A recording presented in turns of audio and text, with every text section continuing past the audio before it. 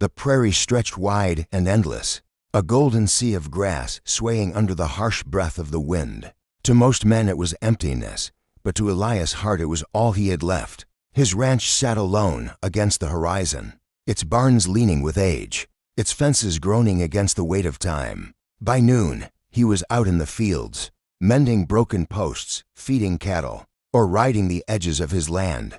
And when the sun fell, he sat on the porch sharpening his rifle or staring into the dying light, listening only to the rustle of dry grass. He was a man others called a ghost. Folks in town whispered about him when his boots struck the wooden planks of the general store once every few months. They said he had been a soldier once, a man who had lost too much blood and too many loved ones. Others swore he'd had a wife who ran off with another, leaving him to rot on the prairie. Elias never corrected them. He never spoke unless necessary. Words were wasted on people who would never understand what silence meant to him. The truth was simpler and far heavier. All that remained was the work and the routine that kept his hands busy enough to quiet the storm in his chest. Yet even in his solitude, there were nights when he caught himself listening for voices that weren't there. The scrape of a chair, the sound of laughter, the gentle creak of a woman moving about the kitchen. Then the wind would rush through the cracks of the cabin, reminding him that those days were gone, and only emptiness remained. That evening was no different. The sky burned crimson, the cattle moved lazily across the field, and Elias sat with his shotgun across his knees, running a whetstone along the blade of his hunting knife. The rhythm calmed him. Steel on stone, steel on stone. Then, faint and strange, came another sound, hooves, slow, uncertain, drawing closer from the open plains. Elias froze, eyes narrowing. No neighbor rode this far. No rider came without reason. His hand tightened on the shotgun as he rose to his feet, the boards of the porch creaking under his boots. Moments later, the shape appeared, not a rider at all, but a figure staggering on foot, weaving weakly through the grass. Elias stepped off the porch, suspicion burning in his chest. When the figure drew close enough, the truth struck him. It was a young woman, her dress torn and dirt-stained, her hair tangled by the wind. She collapsed at his gate, knees sinking into the dust. Her lips trembled, and in a voice no stronger than the whisper of the prairie itself, she said, "Please, help me." And for the first time in years, Elias' heart's silence shattered. Elias stood frozen, the worn wood of the doorframe pressing against his back as he stared at the figure on her knees before him. The prairie wind carried dust across the yard.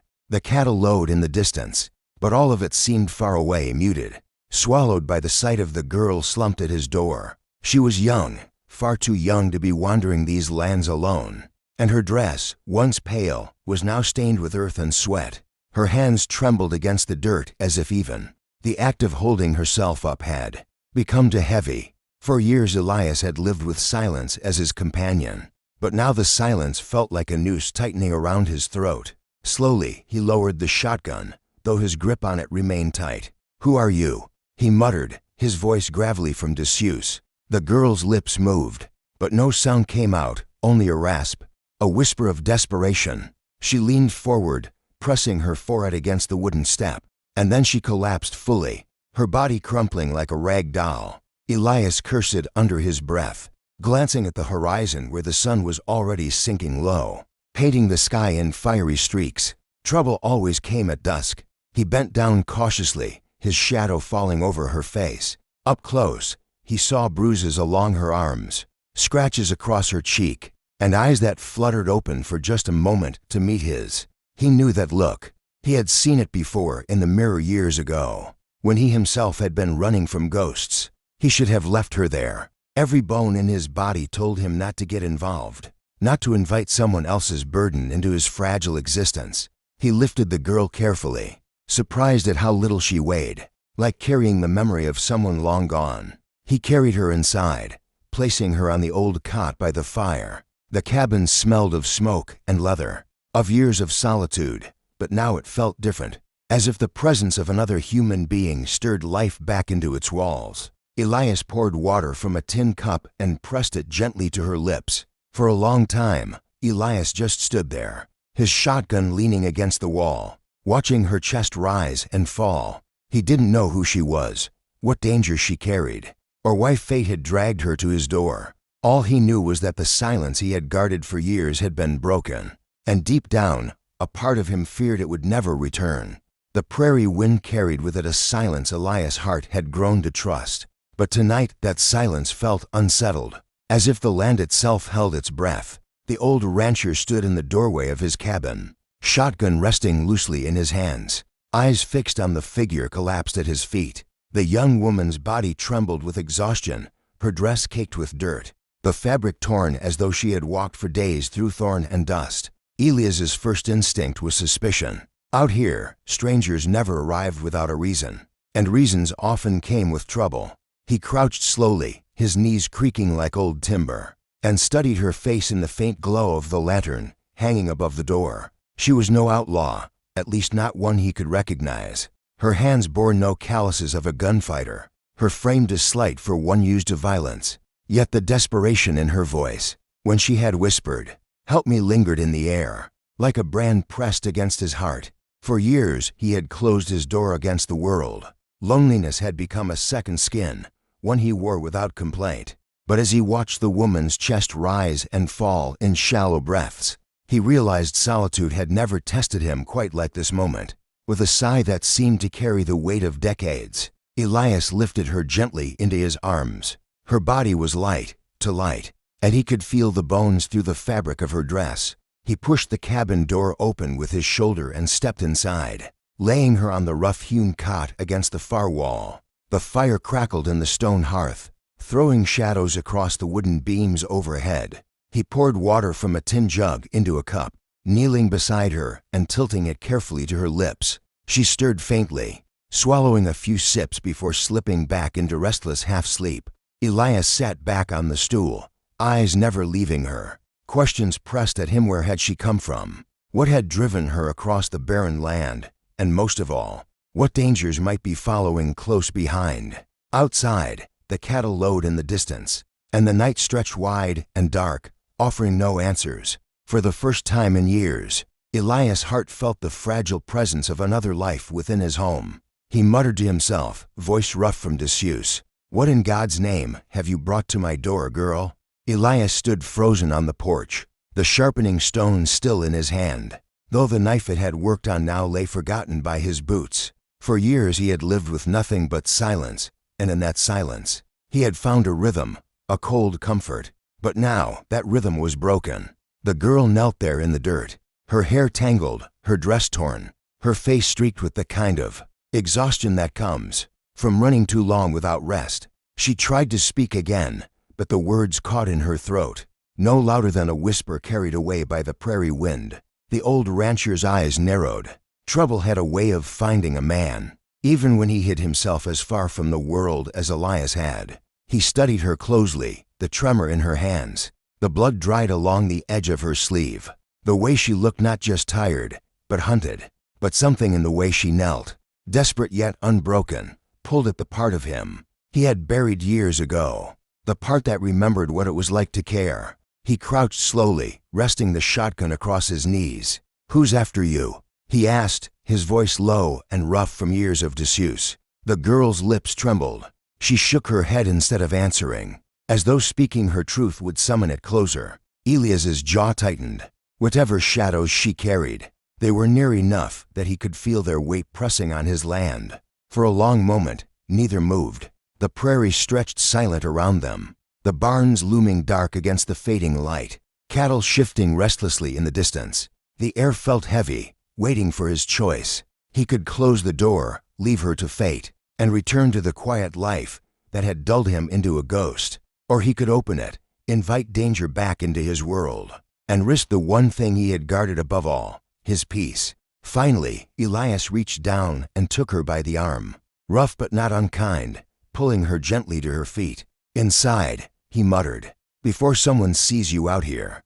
The girl staggered, her knees weak, but she nodded, clutching his sleeve as if it were the last solid thing in her world. But inside the ranch house, the long-forgotten spark of life began to stir again. Elias Hart, the man who had lived alone for years, had just let the world back in. The woman at his feet was not a stranger from the town. Not one of the riders he distrusted, but someone altogether different. Her dress, once white, was now a canvas of dirt and torn threads. Her hands scraped raw, her face pale from hunger and exhaustion. She clutched at the wooden frame of his porch as though the planks themselves were her last anchor to this world. Elias had not heard another voice so close to his door in years, and now the sound of hers, faint, pleading, broken, seemed to slice through the silence he had made his home. For a long moment he did nothing. Strangers carried danger, and a lone girl on a prairie like this meant trouble was not far behind. He looked out across the dry horizon, the golden grass swaying under the last light of the evening sun, searching for movement, for shadows that might follow her. But the land stretched empty, wide and endless.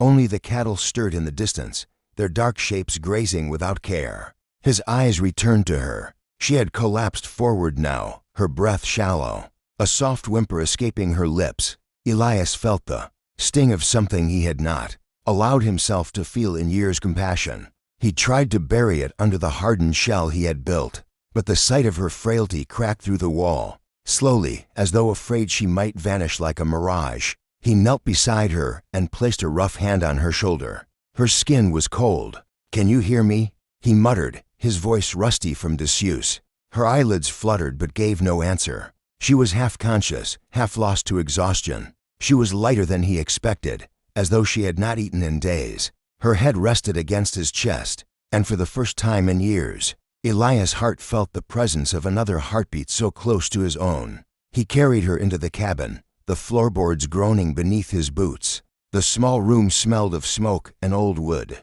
the meager fire in the hearth throwing long shadows against the walls. He laid her down gently on the cot in the corner, the same cot he had not shared with another soul since his youth. And whatever storm followed her footsteps was now at his door. Elias stood motionless for a long moment, his shotgun gripped tightly in his hand. Eyes narrowed beneath the brim of his hat. The prairie wind howled around them, lifting dust into the fading light. But all his focus remained on the young woman who had collapsed at his doorstep. She was little more than a shadow of herself, her hair tangled and matted, her dress torn and caked with the grime of travel. The sound of her shallow breaths carried between the cracks of silence. He had not spoken to another soul in weeks. He had not welcomed anyone into his home for years. And yet here she was, crumpled at the threshold as if the prairie itself had delivered her to him. Elias's instinct urged him to remain cautious. Trouble never came without reason, and strangers brought more weight than comfort. But something in her voice, when she whispered please, had struck deeper than he expected, reaching the part of him he had buried beneath layers of solitude. Slowly, he lowered the shotgun, though not entirely. His eyes searched the horizon first, scanning for riders, wagons, any sign that she was not alone. The land stretched endlessly in every direction, empty but for the cattle grazing near the barn. Still, the unease did not leave him. A woman alone in the middle of nowhere was not chance. It was story, and every story had teeth. He crouched near her, his weathered boots creaking against the boards. Her skin was pale, her lips cracked. She stirred slightly, her body trembling with exhaustion, but her eyes remained closed. For the first time in a long while, Elias felt the uncomfortable sting of choice pressing against him. He could leave her there, pretend she never came, return to the silence that had become his shield, or he could open the door, and with it, open himself again to the world he had long turned away. The sun sank lower, bleeding red light across the prairie. A coyote called in the distance. Elias exhaled slowly, heavy with the weight of his decision. Finally, he set the shotgun against the wall, bent his strong arms beneath her fragile frame, and lifted her. She was lighter than a bundle of hay, yet she carried with her a burden Elias could already feel in his bones.